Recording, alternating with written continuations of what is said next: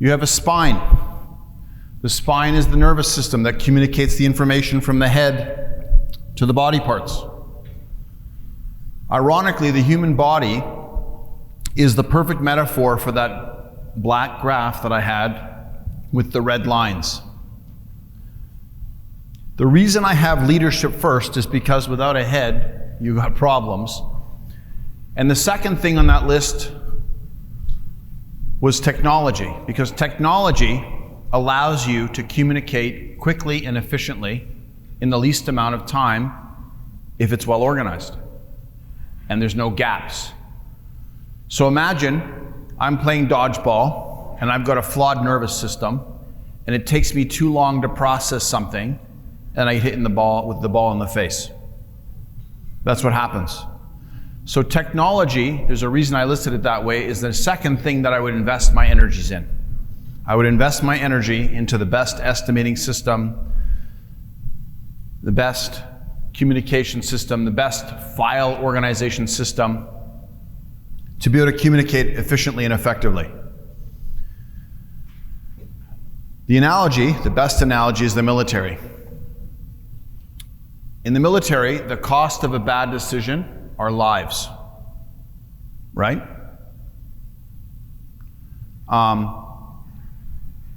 In the fire department, the costs of a bad decision and bad organization are lives. In the airline business, the cost of bad decision and poor process is lives. That's why they're organized at such a high caliber. So our businesses can be organized the same way. It's not as if though it's not possible. It's 100% possible. And I've heard that it's not, but it's not true. It is completely possible to process this industry so it runs close to an airline. Okay?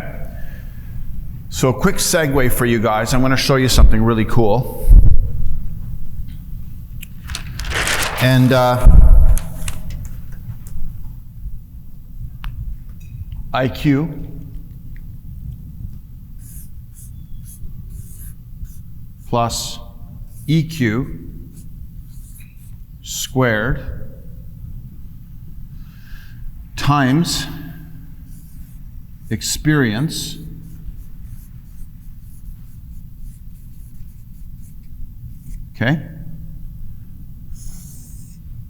over process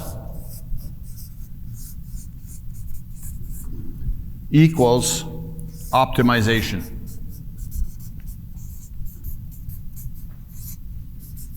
Now, I'm not going to do the math on this, but I can tell you that if this number is high, your outcomes are poor. Your goal is to create the least friction or the least waste in process. Let's just say there's a genius in here.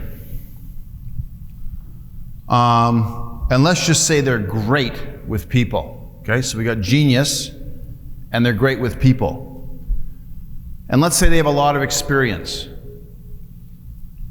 I'm pretty sure that I can beat them with my okay intelligence, my great people skills, of course, and my experience over the process.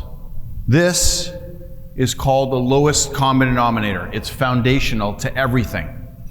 Doesn't matter what this is. If this is bad, this is done. So this is the one thing that you can control. You can control the process, right? And the better the process, the shorter this time takes. The glasses. So the difference between ordinary and extraordinary is this formula right here. If you're not good with people, no one's going to want to work for you because they don't like you. So hopefully you're a decent human being and you care for other people. That already solves this problem. We can give that a check mark. Okay? If your average intelligence, say you're 100 IQ, which is most of us, okay? Okay? We can work with that. And the experience, you can gain the experience. This isn't rocket science, by the way, guys. This is not rocket science. It's actually foundational principles that go back to the time of the Greeks with Aristotle, called first principles. This goes back thousands of years. It's pretty simple. This is the one thing that you can control. This is given to you. This you can learn. Hopefully it doesn't take you 35 years like me. You learn it in 5. But this you can do, and you can actually buy this now. You can buy process. You don't have to make all the processes yourself, because you might not be very good at that.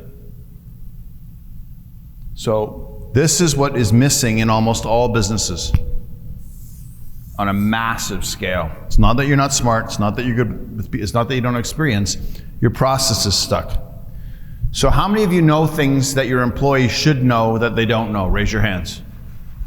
Raise your hands. Come on, be honest, up high. Okay, so if you had a meeting, and a scheduled meeting, do you think that would be the case? No. So process is the solution to everything. At least the easiest one. So, sports. Sports is a system. Teams have practices. They have practices at regular times. In the practice, they learn skills. They learn to work together, and then they play the game, and then you measure the game, which is the score, the number of goals, the number of assists, all those statistics.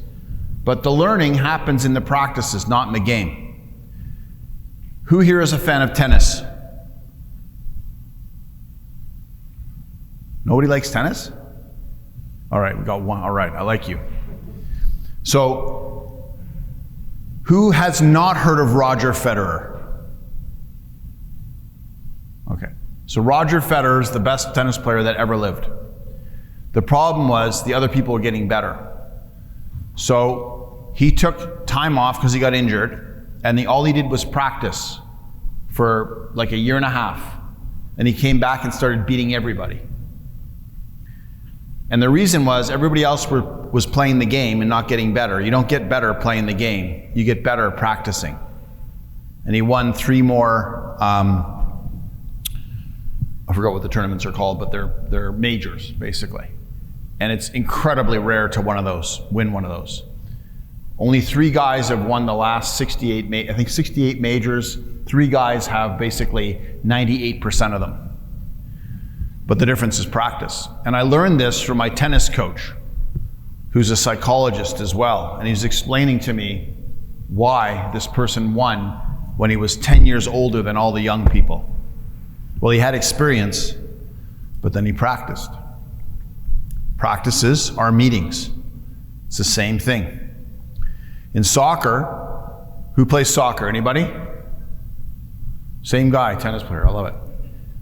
The same time? No, I'm just kidding. So, the fact of the matter is that they have drills, and the drills are repeatable. They happen the same way. When the coach is sick, the captain steps in and runs the practice. Same way every time. It's repeatable. If it's repeatable, it's trainable. If it's not repeatable, it's not trainable. The other thing that happens in the soccer practices, so as I was watching my daughter play high-level soccer, in the younger years when they were not that good, the girls, they would run. And they would run up and down the field. And I always thought, why don't they have the fastest person run as fast as they can to see where all the girls stand relative to their ability to run quickly.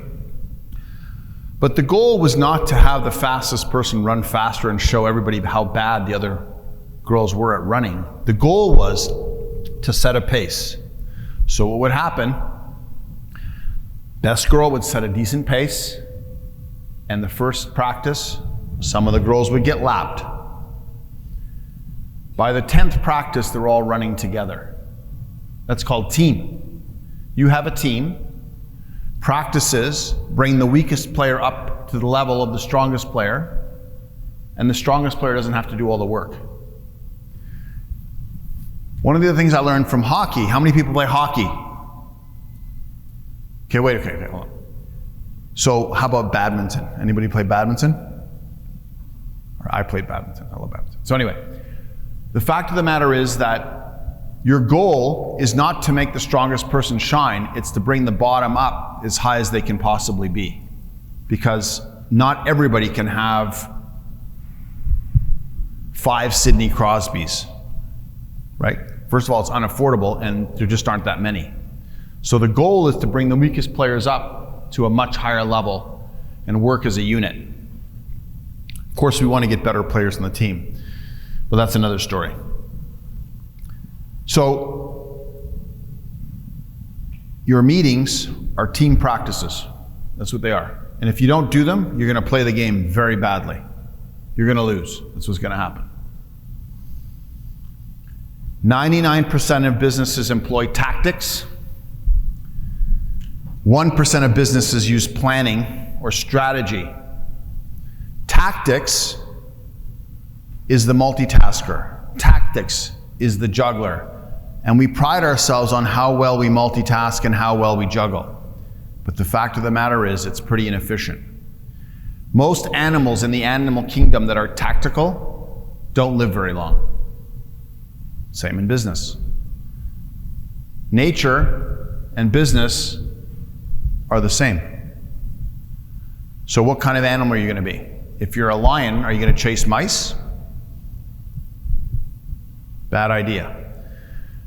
Someone had a question earlier. I think it was about, who did I ask to ask me the question? Yeah, what was the question? So I've been struggling, like, my background in architecture. I like to sketch, I like to get people excited when I go to an estimate. Try to see when they fall. Okay. Try to give them a price point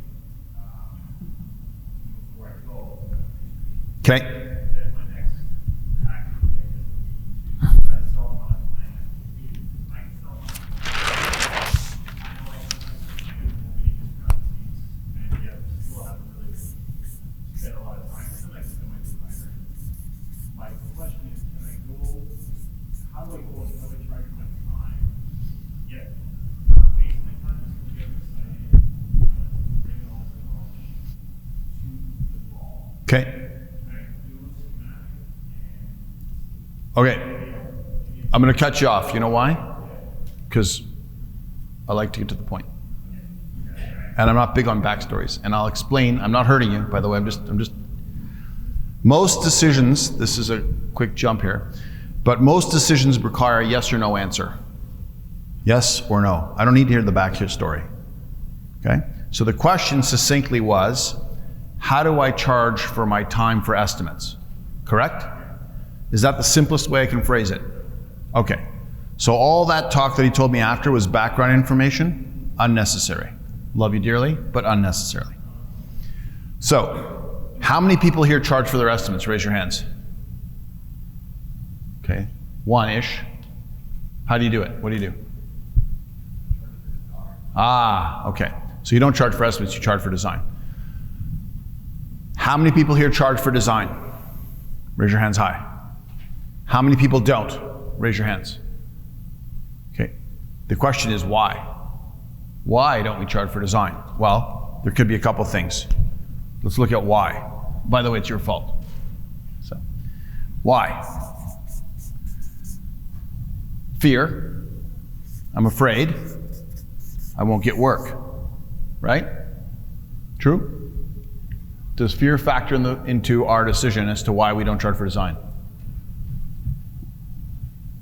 Judging by the silence, I'm going to assume yes. The next question is, maybe I'm not very good at designing. So bad at designing. Okay. But I want to charge for estimates. That's the question. How do I do that? Okay, so watch this. I categorize everything. Doesn't matter what it is, I categorize it. New customer, existing customer, difficult customer, easy customer, rich customer, poor customer, artistic customer, engineering-minded customer. Who's my customer? Then I categorize people. Transactional, relationship. Okay? So, what I do, if an existing customer calls, is I tell them if they want something, say it's a repair that requires an estimate, I tell them it's time and material. Now I don't have to do an estimate. Did that answer your question? So I'll develop that a bit further for you. Don't worry. Little backstory. I'm allowed to because I'm up here. But the fact of the matter is that I don't want to waste my time doing estimates for people that then are going to ask me, well, what about this? And what about this? And what about that? 5 revisions to the estimate. You can feel me here, right? So I get them to make a choice. Do I trust George or not? Do I have the time to look around or do I not? But I also offer a carrot. I say, tell you what,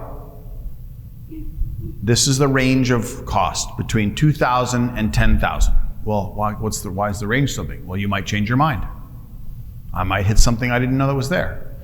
So I'm testing them to find out, because they're going to work on my terms. I'm not going to work on their terms. Do you see what I'm doing? I'm switching the tables. Do you trust me? And if you trust me, we can work together. I don't have time to do estimates. I'm not going to tell you that, but I don't have time.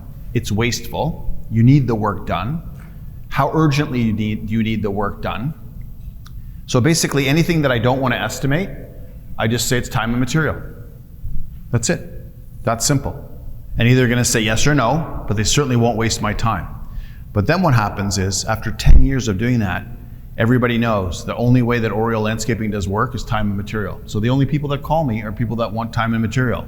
So I have a fantastic way to work. Now, to convince them that they should do time and material and that I'm not going to give them an estimate, I say, tell you what, our normal bill out rate is $100 an hour, but our time and material rate is only $80 an hour. My true cost is only $70 an hour. And I tell them, if you're unhappy with something, you can discount the labor and we're good. So I do work for these people. Every now and then, 1 in 100 customers is unhappy about something. They discount the bill 5 or 10%. It doesn't matter because I built in a 10% cushion into my hourly wage anyway. Plus it only happens 1 in 100 customers. I bill for every minute. I bill for rakes. By the way, I bill for my inefficiency going to the Home Depot and forgetting the tools and all those other things, okay? And I make more money and I don't have to do estimates. There you go. That's the solution. So what it is, it's fear that's stopping you from doing these things. You're afraid. So most of you are afraid to ask me questions. Like, I don't bite. You're afraid to ask me questions. So if you're afraid to ask me questions, how are you going to get answers? Fear is an emotional state. What we want to have is a logical state. And asking questions is the best thing that you can do to get answers to things that you don't know the answers to. Otherwise, you're not going to find out. Did that answer your question? Ish. Keep elaborate.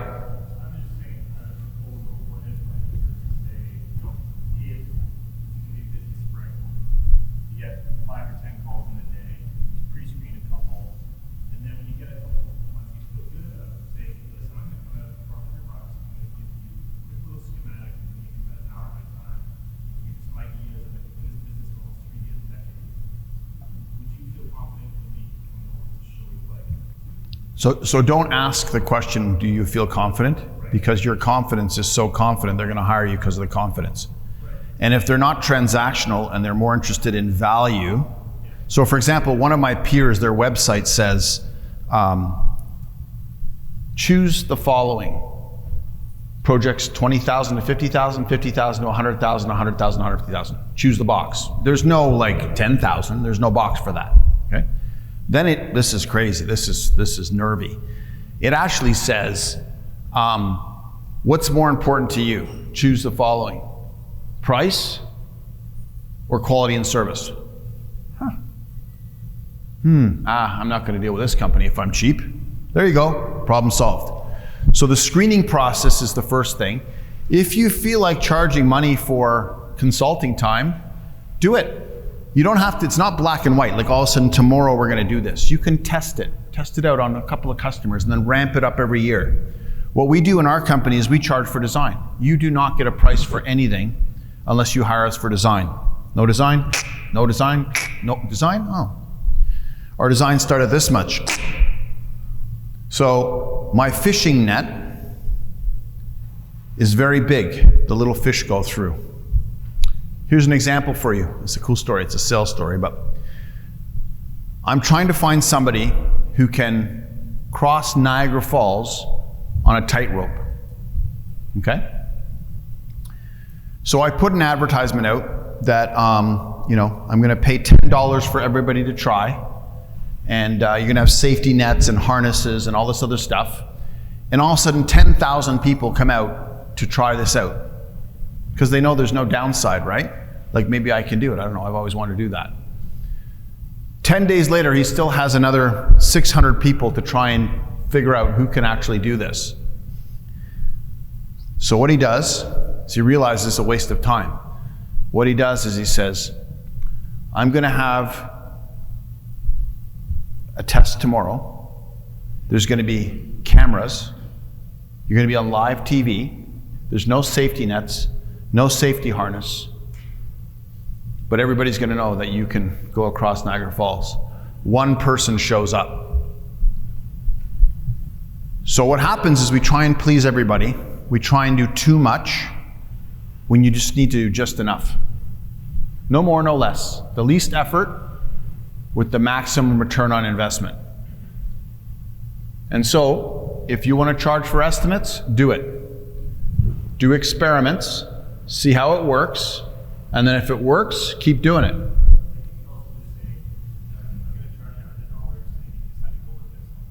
Oh God, no, don't credit anybody for anything. Why would you? It's built into your cost. Why would you? You're diminishing your value. Free is a 4-letter word. If you want to get in the free game, discount, sale, Here's the thing. When these big businesses sell you stuff on sale, it's not on sale. It's a strategy to get you to react on their terms. I don't like to play that game. That's tactical.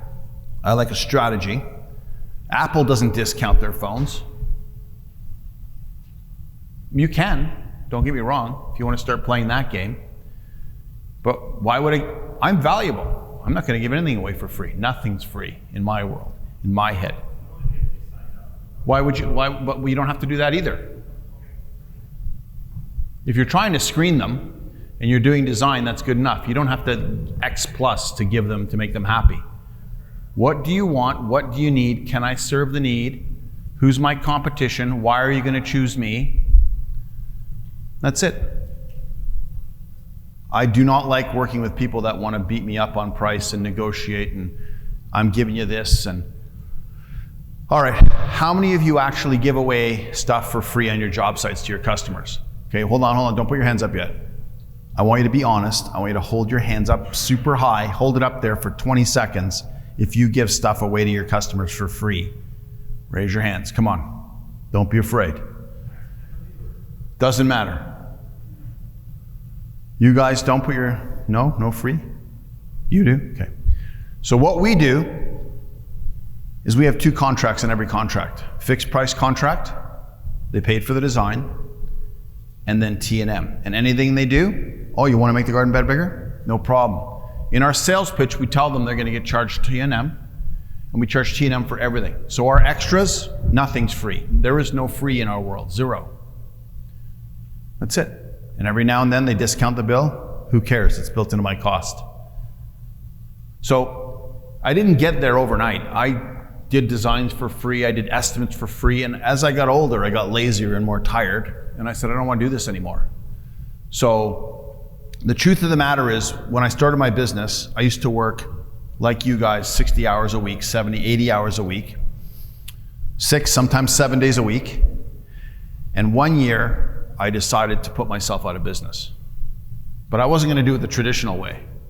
The way I did it was, I'm going to raise my prices till no one hires me. Like that's a strategy, right? But they kept hiring me for years. My price went up triple. And the reason was, in economics, there's a principle, necessity is the mother of invention. Well, I was at a precipice, either get out of the business or do something different. So I did, and here I am. And it was because I was still afraid, but I overcame my fear. Does that make sense? So if I did it, I'm no different than you. I'm no smarter than you are, right? I just survived my mistakes. Do you know what that is when you survive your mistakes? Do you know what you're called? I can proudly say I'm an expert. And that's only because I survived my mistakes. So, for you, you don't need to be lucky like me. You can just be good. Strategy and tactics. I'm going to employ a strategy. This is my goal. This is who I don't want to work for. I will not lower myself to this level ever, because if I did it once, I'll do it again. Okay? Then I get that circle, spiral. Well, on 100 jobs, that's 100 times 100 is what? 10,000? If you didn't need to do that, you'd be 10,000 further ahead every year. So just on a mathematical level. And also, another good story is I had a client once smoking a cigar. He's worth $100 million. This is 25 years ago. And I gave him this bill and I discounted something like, I don't know, $2,000 or something. So I was thinking like a mouse. I want to give him a little mouse niblet. To him, $2,000 is nothing. So I very quickly learned, okay, I'm going to throw loonies and quarters on the floor. What are you going to pick up first? Yeah, they don't even look at the quarters. So my time trying to save him money and discount him $2,000 was a quarter. He didn't even have time to look at the quarter. Psychology. Who's your customer? How do they think? Which customer do I want? Strategy. Strategy. Understanding human nature. So how do you plan effectiveness? Never by accident, by reactivity, by habit, or a repeatable schedule? Well, it should be a repeatable schedule. Those meetings should happen weekly, monthly, quarterly, and yearly. So here's another one, psychology. Why do you think the 1% are so successful? What makes them different? Are they smarter than you? Maybe. Do they have better EQ? Probably not. Do they have more experience? No, they have better experience. They have better experience. They think differently than you do. It's not that they're smarter, it's that they think differently. Most of you are skeptical. That doesn't matter. I don't care. You don't know what you don't know. Your job should be to find out not what you know, not what you don't know, but what you don't know that you don't know. That's what you're going to learn today. It's the biggest takeaway from today. Develop awareness. So, how many of you here are aware of things that you were never aware of before today? Raise your hands. Okay. It's a big deal. Understanding something. How does this really work? Truly understanding something. Most of us do not get to that level. Accepting criticism. So what's your name over there, sorry? John. Okay, so I picked on John today, right? So John was the guinea pig. Sorry about that, John. But it's important to be able to take criticism. When somebody says you're wrong about something, thank them. Don't get mad at them. Say thank you. You know what? Maybe I can learn something. Maybe you're wrong, maybe you're right. But you see the world differently. That takes me to my next point. Most processes are terrible. And the reason is the people creating the processes see it from the wrong view. 400 years ago, 500 years ago, there was a guy called Galileo. And he told everybody, in fact, the earth is not the center of our universe. The sun is. Well, they wanted to kill him. But he was right. The true perspective is not from where you're looking, but from outside, 30,000 feet away. So if I'm on Earth, I see the moon's flat, because the moon doesn't rotate. Everywhere I go, the moon is flat. I see the sun revolving around the Earth, but we know that's not true. The perspective is wrong. The perspective should be, I'm in space, and I can see the moon, the sun, the earth. I can even predict eclipses, solar eclipses and lunar eclipses, when they're going to happen. How much more powerful is that? So everything that I design in our business for process is based on the external perspective, so we all see the same things the same way correctly. Most process, I don't care what it is, it's so bad. I buy a piece of equipment. Compact equipment is the title, okay? What do you think the first thing I'm interested in is when I'm looking for compact equipment? Is it the brand? No. What is it? What am I looking for? Width. How wide is this thing? Because it's compact. The reason it's compact is because it needs to fit. Now, if I'm on a construction site that's massive, whether it's a 20-ton or a 30-ton, makes no difference. There's room. But every single manufacturer sells incorrectly. Their order of organization is incorrect. What's the width? Flawed thinking. I'm going to segue here.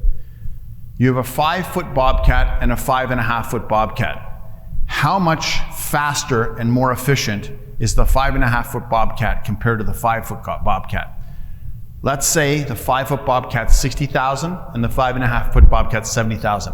How much more efficient is the 5.5-foot bobcat? Somebody? Let's take some numbers. It's only 5.5 inches wider. How much more efficient is it?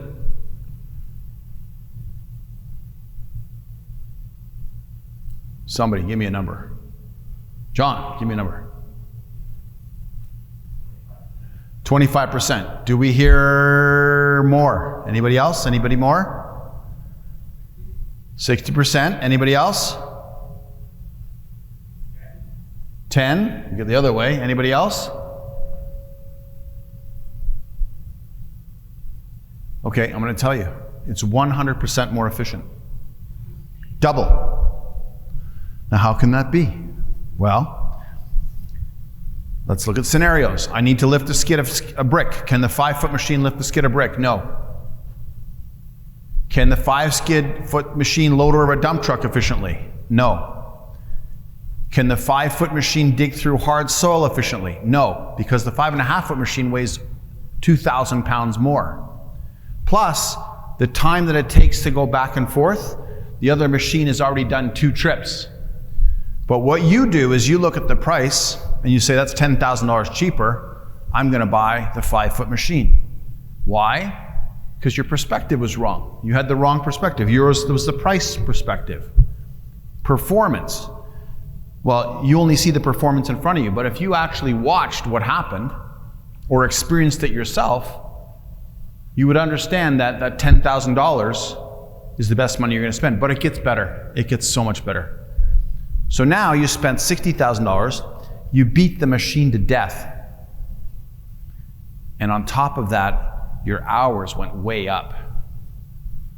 So now my 5.5 machine has 2,000 hours and yours has 4,000 hours. It's dead, it's worthless, and I make more money. Because I looked at it the right way. So understanding how I'm looking at things is the difference between the 1% and everybody else. Accept criticism. Learn to accept things that you don't want to believe that are true.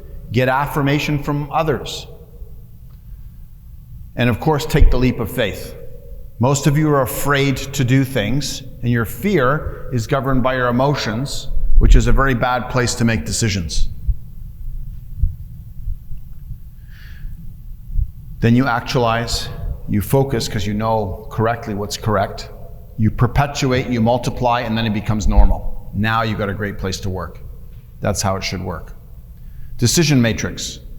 I came up with this, and basically, you've got to overcome your emotions. You got to overcome the money, the intangible costs, the opportunity costs. If I did this, what would I do in that time otherwise? You've got other considerations. You've got an exit strategy. So let's say I bought the machine, it was the wrong decision. I can sell it, I can trade it, I can borrow it, or I can delay payment. but nowhere does it says I'm going to keep it. Get rid of it. Would you keep a lazy employee who sits on the shovel all day? That's your equipment. That money can be invested into something else far more useful. Organizing logic. So, house building logic, foundation up, military command and control, sports team practice, the Eisenhower principle. The Eisenhower principle is a military general that basically organized things into a quadrant of 4 decision trees. I'll only talk about 2 of them now. The first one is urgent and important. The second one is important but not urgent. Urgent and important. Important but not urgent. I focus on the urgent and important. And that list moves up and down. So the reason I can get ahead faster and the reason other people can get ahead faster is they're not looking at quarters, they're looking at loonies. They're maximizing their time, they're eliminating waste. Some of these people start at 5 in the morning, they work out, then they whatever, right? So they're just beating you on the game of time. And then they think differently. They're not smarter, but they went to schools and families that brought them up to think a certain way. We were told to work hard. Yes, work hard, but work smart, use your mind. Don't be afraid. Don't let the emotions govern your decisions. So this is an example of how we organize our business. It's based on military logic. And I answer a bunch of different things here. So whatever it is in our company, you can find it in an instant. Not because you know the name of the word, but because you understand where it is in the process. Okay? So what comes first? Run, walk, or crawl? Crawl. Okay. If I mixed it up, you'd still know it's crawl, but I actually organized it that way. Strategic planning. I've actually made this far better than it is now. But at the end of the day, the last thing that I have actually is grow. You're not allowed to grow your business until you got a lot of work, a lot of fixing to do. Okay? SWOT. Strengths, weaknesses, opportunities, and threats. It's broken down by the 5, 6 pillars of business. I didn't show all of this, but the fact of the matter is one of them at the very bottom is intangibles, like luck. So how lucky are you? I'm very lucky. Well, that's great, but that's not repeatable, right? So what we do now is I've created a document where you basically score yourself on all these things, 1 through 10, and then you pick the 3 biggest priorities in each category that you're going to fix. So we're using the Eisenhower principle, urgent and important, and prioritizing what it is that we need to fix. So I'm working on picking up loonies, not quarters, right? So I'm going to show you something else. This is your company.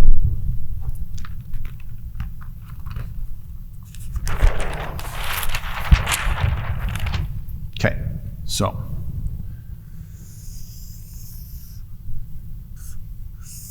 okay.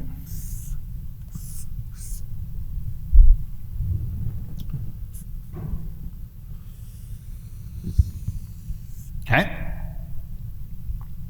It's a boat.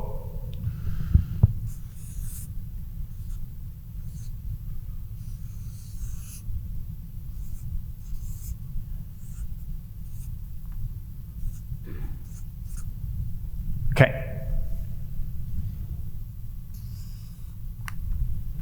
That's your boat. That's you. Okay. Where are you going to go? Rough seas, a nice little bay, sort of safe from everything. Where are you going to sail? What problems? These are problems. Which problem am I going to fix first? This one or this one? Anybody? This one or this one? This one. 1. Second problem. This one. This is a big problem, but it's not urgent. So you understand how to fix things. Once I've fixed these things, I can start worrying about, say, this one, this one, this one. Then I'll go to this one, right? And so I understand my priority. I may never get to these ones, by the way. That's okay. Can't fix everything. But I always prioritize what I'm fixing. The crazy part is if you get it right, you don't have to fix anything. So here's an analogy. You're flying a plane. You got to fix the plane while you're flying the plane. You're in combat. And that's basically how you guys fly. The goal is to land the plane, fix the plane, learn how to fly, and avoid the combat. Does that make sense? Most of us try to fix the plane, it just is bad. So we need to prioritize. So the boat one's a good one. It's a good metaphor. So I've actually now combined my business strategic planner with my SWOT planner because I can use the same document. You know why? Because you don't have a problem with your competitors. You are your own worst enemy. None of you here is going to put the other one out of business. I guarantee it. But you will put yourselves out of business. For sure. You're your own worst enemy. This is a really neat document I came up with, which basically maps out who should do what in your company. So a lot of us, when we grow, how many people here in growth stage are growing their businesses? Raise your hands. Okay. The question is, what's my next move? What's my next move? What piece do I need to add to my game? So this document basically outlines executive management, department management, and client management. This is our company. A green square is good. An orange square means there's problems. You'll notice I've got a position called Chief Improvement Officer. I came up with that. Nobody has that. So I'm pretty proud of myself. So anyway, I am going to stop doing all the stuff on the bottom. My job is no longer to get landscaping clients. My job is to grow, first of all, fix my business, and then get consulting business. So I can't do that. Imagine I did department management, client management, and executive management, okay? But it gets worse. Then I got to do stuff in the field. So I got to do field management, job site management, and then I'm also driving the trucks to do deliveries for people. Like, that's how you guys run your business. Who should do what, when? Who should do what, when? When is the next move that I'm going to make? You'll notice also, if I go back a slide, you see percentages there? Those are basically overhead costs. Some of them are recoverable. So when you hire a designer, it doesn't cost you anything because you can charge for the design. If you hire a project manager and you charge for project management, it doesn't cost you anything. We're so afraid of spending money and investing in either equipment or human capital, talent, that we just try and save money. So we end up in the same spot. We don't prioritize the repairs, and your business is stagnant. That's the difference between the 1%. They've figured this out. So in our industry, we can do the same thing.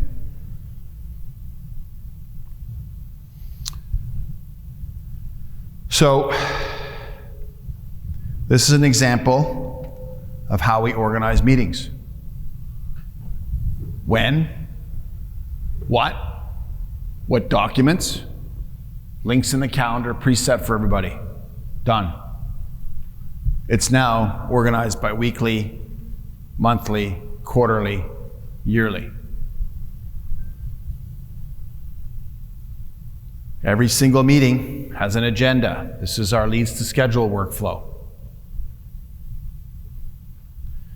This is our scheduling agenda. How do we schedule? So at the end of the day, great process, leadership, staff potential maximized equals culture, harmony, and a happy workplace. Kaizen, Japanese. So I'll do a little bit of work on job costing. I won't spend a lot of time on it because it's a whole other thing. Same thing, great estimates equal a great workplace for your guys. Because the estimate does a couple of things. It communicates what, where, when, how, and who. for the crews. And for the customers, it's the same thing. The only difference between an estimate and a job package is the customer sees dollar values and the crews see hours. It's the only difference. Same estimate, same report, everything's the same except for the actual view of the person looking at it. So this is an example of tracking estimated versus actual hours. What we now do is we sequence this into our scheduling program, where every Friday we look at the hours of every single job based on our timekeeping to see whether we're over or under. And each job has a T-minus and counting system. So if a job's 100 days, next day it's 99. Once I get to, say, day 50, I can see if I've estimated 1,000 hours and I'm actually at 600 hours, we got a problem. Very simple system, T-minus and counting.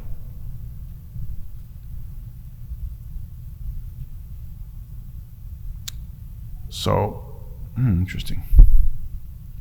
I won't show you our budget.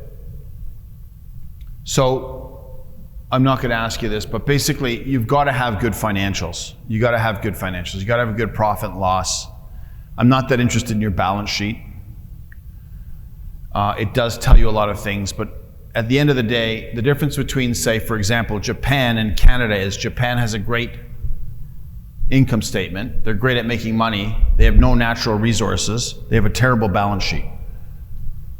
Japan has no mineral resources. They have nothing. But they're incredibly effective with nothing. Canadians are very ineffective, but we have everything. So the goal for Canada is to become like Japan, but we have the stuff. Like, it's crazy how good Canada could be. We're just not very well managed. So gross profit, net profit, labor ratios. Ratios are important. I don't care how much I pay you. I just want to know what the ratio is. Okay? Here, quick experiment.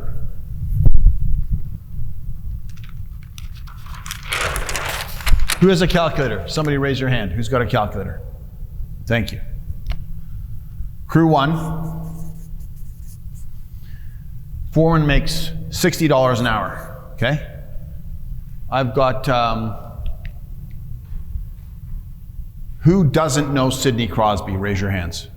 Wayne Gretzky. Do I have Wayne Gretzky? Wayne Gretzky, okay. So this is Wayne Gretzky. Okay, $60 an hour. My next guy is $40 an hour, $30 an hour, 20 plus 20 plus 15, okay? 1, 2, 3, 4, 5, 6. 6-man crew. Okay? Can somebody add that up for me? 60 plus 40 plus 30 plus 20 plus 20 plus 15. How much? 185? 185.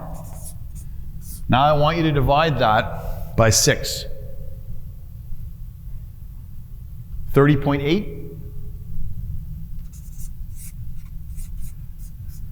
Okay. So let's say this is my company. Company 1.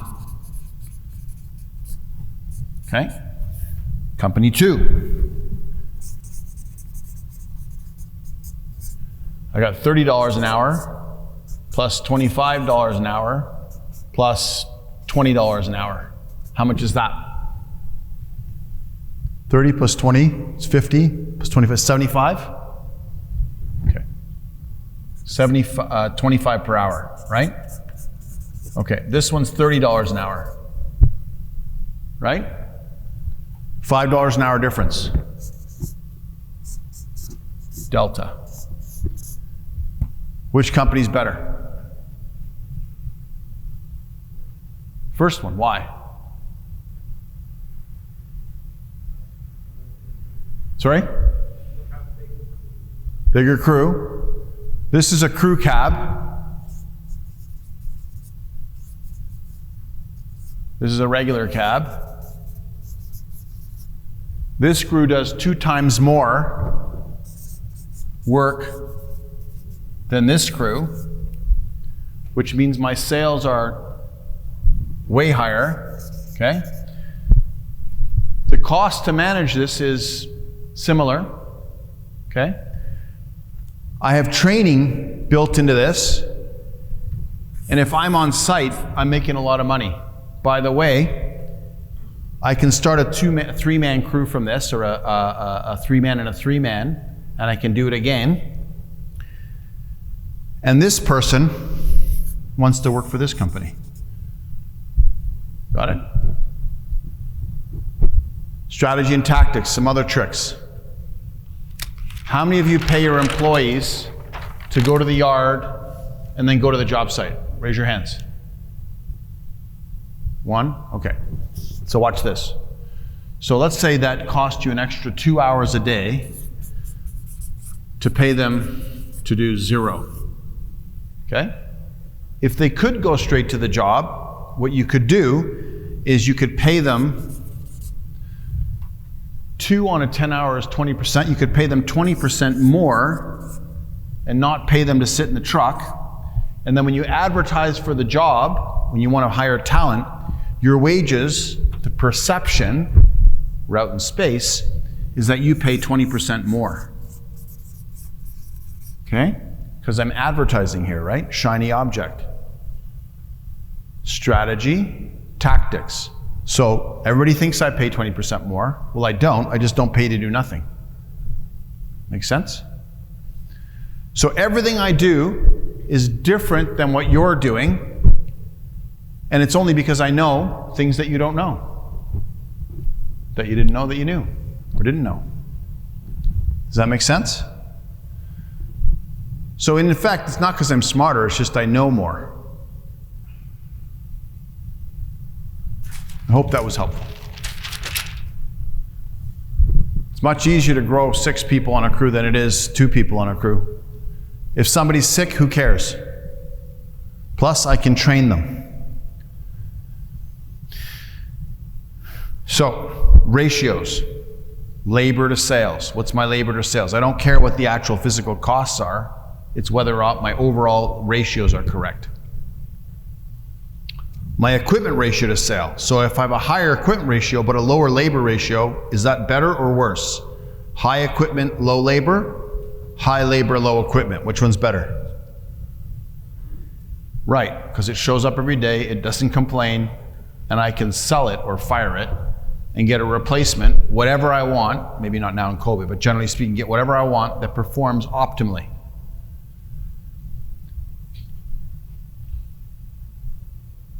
Balance sheet ratios. So I'm not going to get into that. There's so much stuff on the financial piece. But there's numbers that are critical and numbers that aren't. You do not need to worry about allocating material costs for job costing when you're a small business because A, you don't have the time, B, it's not urgent and important. It will make no difference on whether you're making money. Starting an hour earlier every day will make a big impact. Measuring after the fact whether you were off a skid of brick is irrelevant. And if you buy the same brick from the same manufacturer over and over again, no biggie, you can either return it or you can use it on your next job. Is more choice better, yes or no?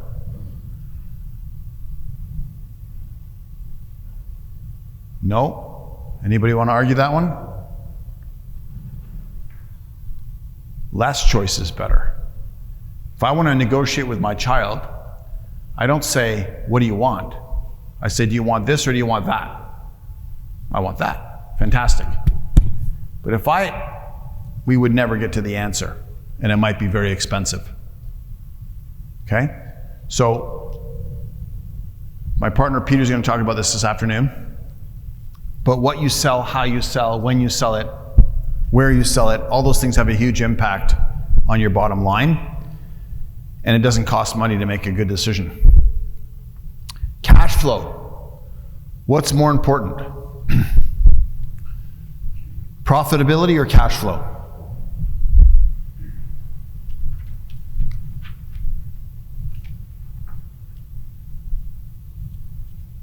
Nobody knows? Most businesses go out of business because of poor cash flow. So they're very bad at collecting money. I come across companies that pay their bills right away, pay it 30 days. That's what the industry standard is, no more nor less. Optimization. Cash flow's king. Airlines, horrible profit margins, great cash flow. Do you know why? Because you pay for your flight before you even take it in full. Sometimes you pay half a year in advance. They can do all kinds of bad things with your money while they're losing money. It doesn't matter because they got your money. I like that model. So we're going to adopt different models to improve our cash flow from different industries. In an airline, when you buy a plane, the cheapest plane's $100 million. You can't afford to crash it. You lose the pilot, you lose the passengers, and you lose the plane, and then you get sued. So there's a great model on how to be better. Do some of the things, copy some of the things that they do. Actually, quick segue, one of my good friends is a pilot for Air Canada. He trains, actually he's a trainer. And he said, when they do training and they have a new pilot in the simulator and there's something that the person doesn't understand, they ask them, why don't you understand it? And usually the word is not clear. When the word is not clear, they take it back to a committee, like within 2 or 3 days, and they change the word so it's more clear for the next person. Because if there's a misunderstanding when you're flying a plane, there's no tomorrow. And they do continual improvement all the time.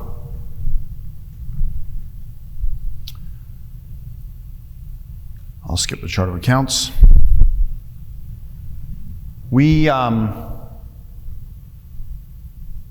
use a system called LMN. There's lots of other systems. There's Synced Up. It's a new one that's fantastic.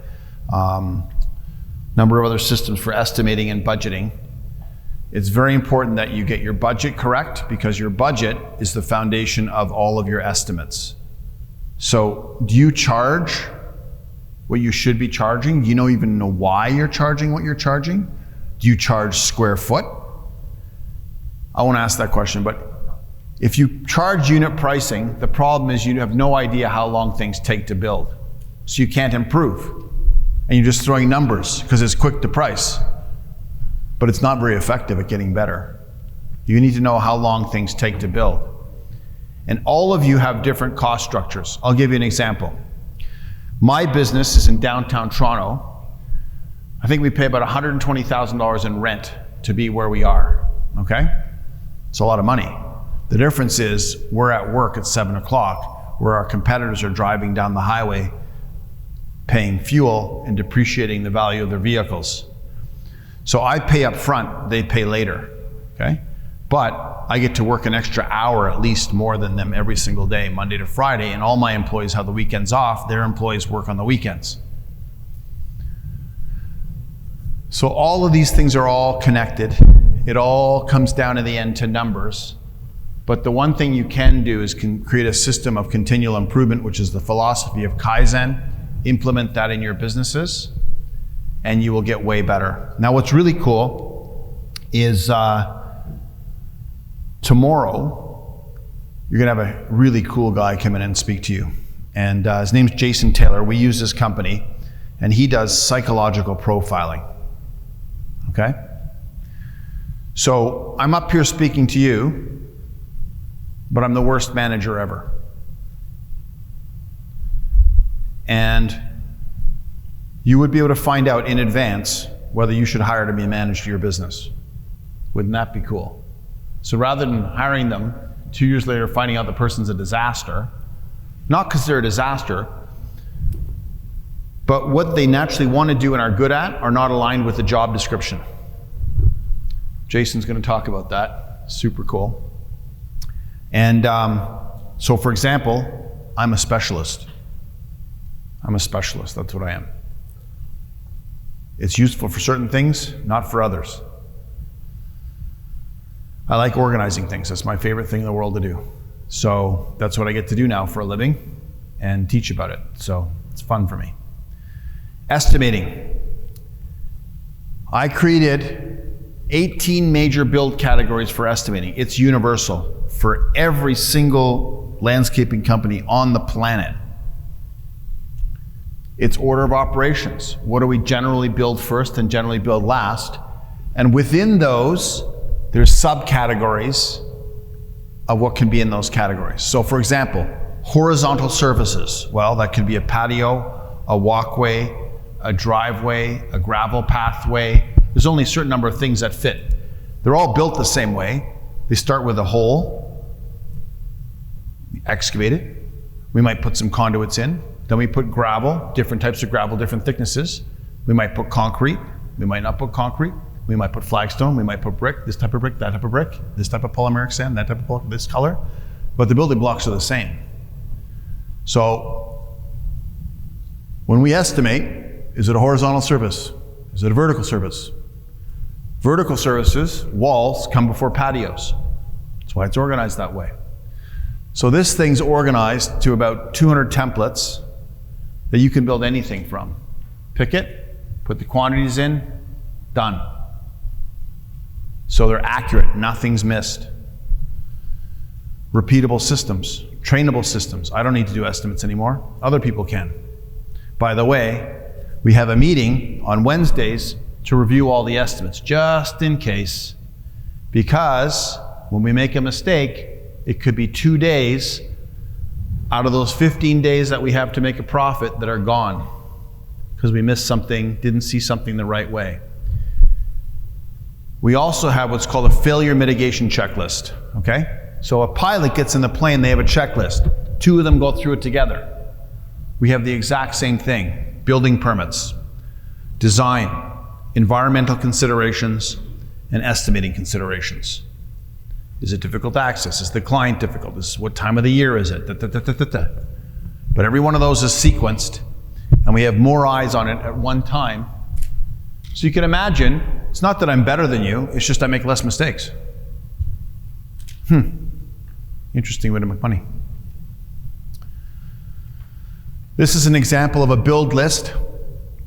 This is, I can't read it, but basically it's a screenshot of all the materials, all the equipment, everything that goes into building this one particular unit, whether it's a patio or a driveway or whatever it is, okay? We use negative option. So let's say, for example, I could use a wet polymeric sand or a dry polymeric sand or regular brick sand. Those are all in there, and depending on the spec, we delete what we don't need. What's worse is forgetting something. So negative option is another very cool way to make sure you don't forget anything. And then we have a written description with numerically sequenced steps on how to build it. And anything that's in bold means that you would basically highlight it. Say, let's say you used HPB and somebody else uses concrete sand. I just delete the HPB if it's not what I'm using, but I know it's one or the other, depending on who wants me to build it how, right? So I work for architects. We also do design build. So I have to have a flexible system that allows me to price either way. So we build quite a few of these for companies.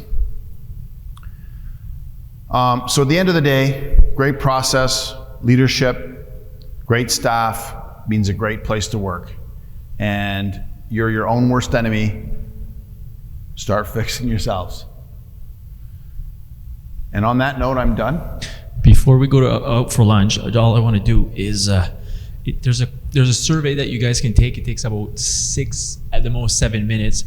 And tomorrow, this survey will be used for a demonstration. So what it'll do is it'll give you a profile of yourself, but you'll be able to use that eventually for your employees. So, I mean, you can speak to what it did for your company. If you want to just talk about a little bit about what it does.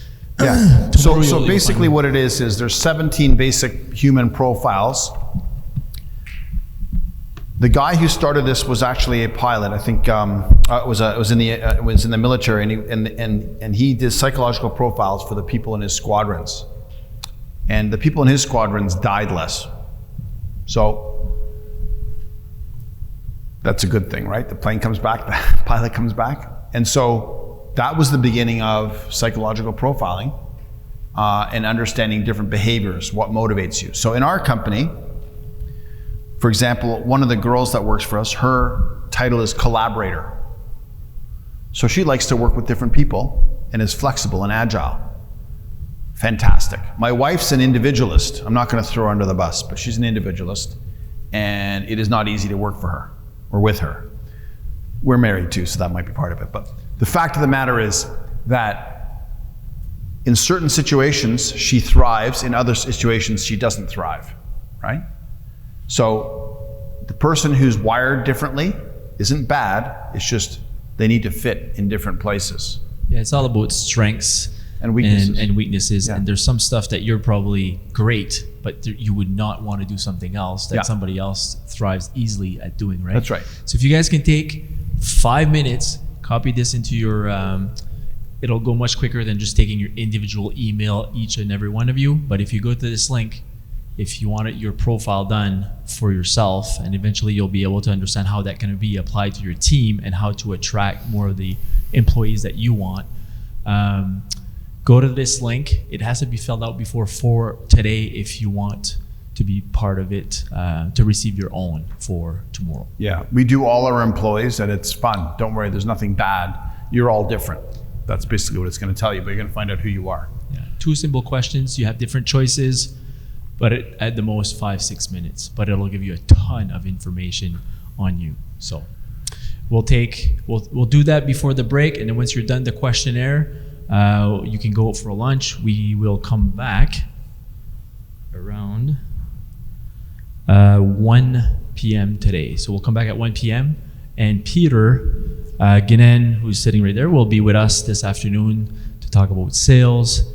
And yeah, so looking forward to that. Thanks, Peter. All right, so just take 5 minutes, complete the assessment, and you'll see how much fun and insightful that is tomorrow when we do that exercise. It's one of the most powerful exercise that I've done personally with my employees or my clients' employees when we do these exercises, and I know you can attest to that, how powerful it is to just learn more about yourself, but also people surrounding you and how you interact. So I'm going to be around for lunch. If you, I encourage you, I advise you to ask questions while I'm here. Whatever you ask me, I'll tell you the answer if I know it. If I don't, I'll tell you I don't know the answer. A lot of things that I don't know. But take advantage of that because it's useful. Thank you very much for your time. Thanks, everyone.